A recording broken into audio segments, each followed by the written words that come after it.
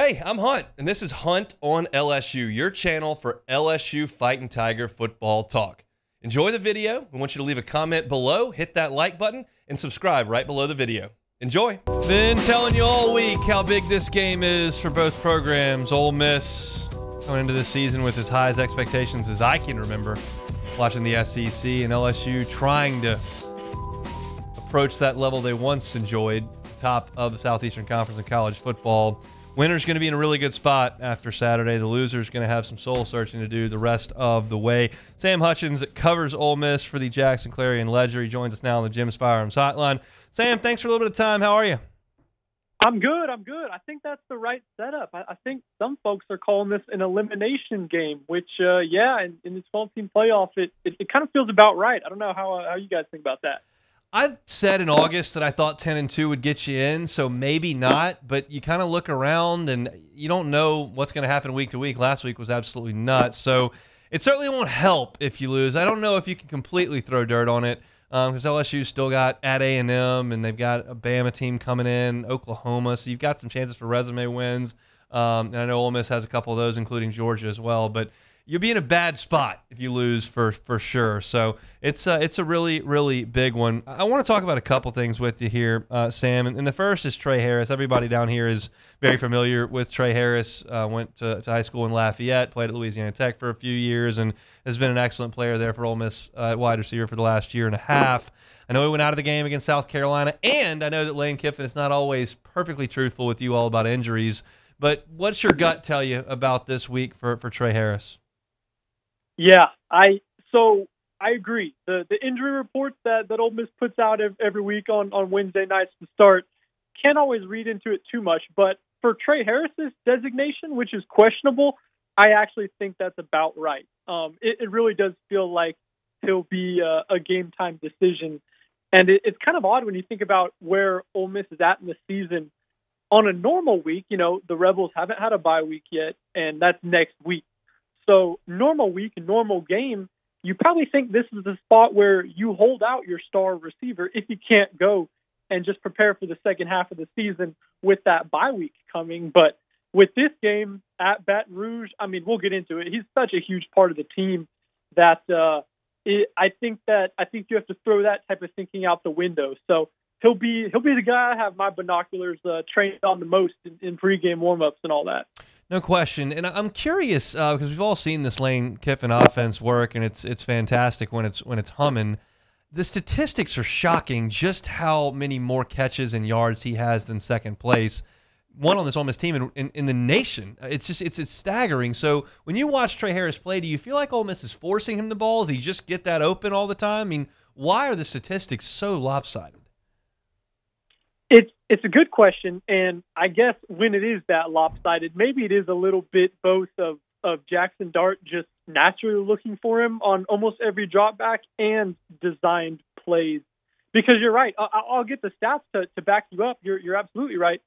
Tre Harris has 885 yards this season receiving, and that's I think more than 100 yards, more than the second receiver in the country. But it's more than double anyone else on the Rebels. So, yeah, it's a little bit of everything. Tre, I don't have this pulled up, but he's got to lead the nation or be up there in targets too. So it's certainly one coming with the other, and Dart looks for him. But it's kind of incredible when you think about Ole Miss. None of the starters really played much after halftime in the first four games, and Harris left before halftime against South Carolina. So to see what he's done with limited playing time has been pretty nutty.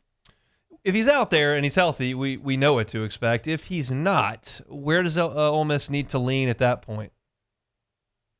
Yeah, so the answer that I guess, because we got 2 quarters to watch and see what Ole Miss offense looks like without him at South Carolina, would be Juice Wells, would be the guy that I think they'd turn to.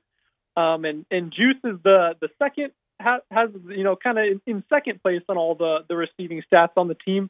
He's got 4 touchdowns, 371 yards.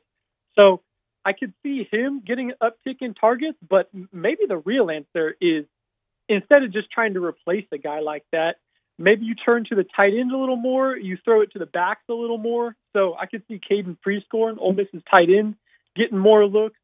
Henry Parrish, the running back, getting more looks out of the backfield, and maybe just less focus on the passing game in general. You know, if you get a 3rd and 2 or 4th and 1 type situation, maybe you're running it instead of trusting Tre Harris to win in man coverage.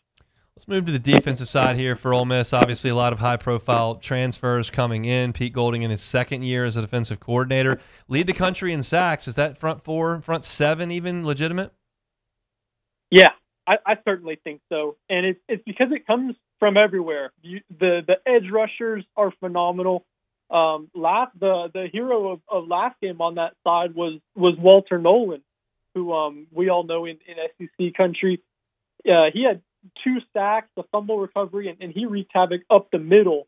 So I know in this game, LSU, both those tackles are just monsters, and it's kind of strength on strength, right? With LSU having allowed, I think, just 2 sacks all year. So that'll probably be where this game's decided. You know, maybe like every other matchup in the SEC in the trenches, but certainly in this one with Ole Miss's D-line and those linebackers being a strength, but going up against not only the best offensive line they've seen this year, but maybe the best in the country, right?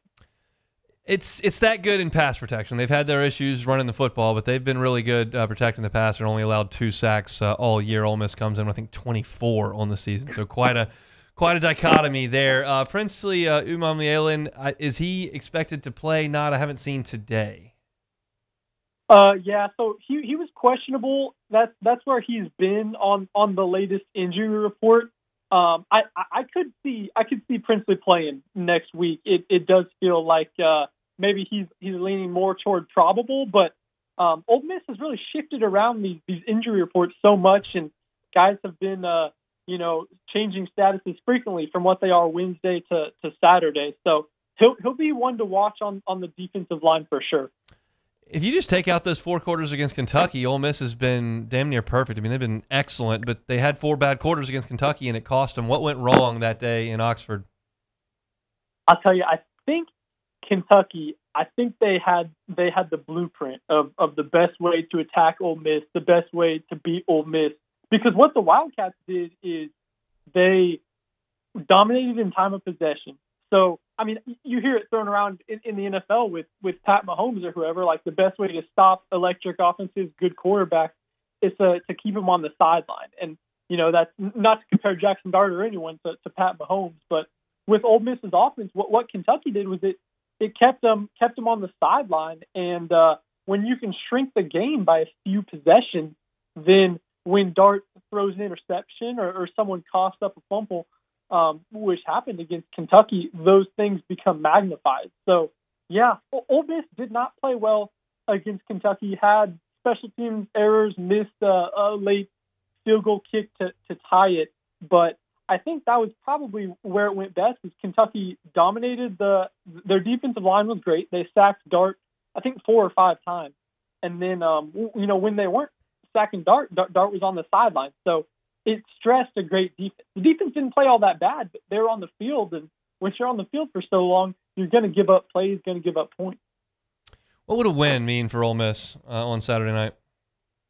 Oh, just walking around campus, around the field of the team, I think it means so much for the fans and the students. The players so much. People brought up in midweek availability this week, like, hey, you guys haven't won since 2008.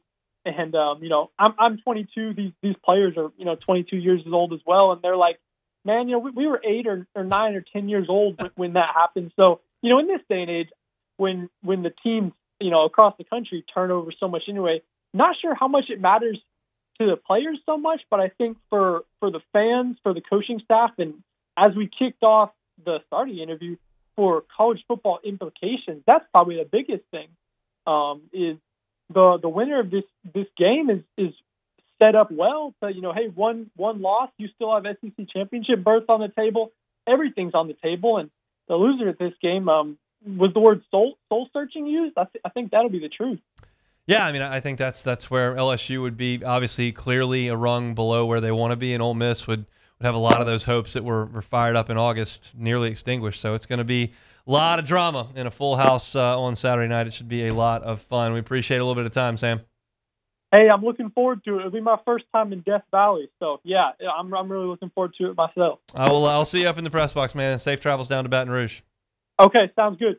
Sam Hutchens, beat writer for the Clarion Ledger, covers Ole Miss. Appreciate his look behind the curtain with the Rebels. Look, I could have another beat writer on tomorrow, and quite honestly, I could probably have another beat writer on the pregame show an hour before kickoff, and we just won't have a lot of hard data on Princely at edge rusher. We won't have a lot of hard data on Tre Harris because Lane Kiffin's just not going to give it up. And we've talked about this a ton. I don't care. I don't believe as a media member, I don't believe you as a fan are entitled to know how somebody's ankle's feeling. And people say, what about the gambling? It's like, well, it's gambling. So if you want to be sure about something, I probably wouldn't put it into gambling. It is what it is. These coaches don't see an advantage in yielding the information to the other team, and that's fine with me. I'm fine if they do want to do it, but it's fine with me if they don't, and Lane Kiffin's not. So we can just kind of quit thinking we're going to find the answer. We'll find out, I guess, in due time on Saturday evening. Excuse me, as LSU and Ole Miss get ready to do. Hey, thanks for watching Hunt on LSU. Before you get out of here, do us a couple of favors. Hit that like button, leave your comments below, and subscribe to the channel for all your Fighting Tiger football talk. See you next time.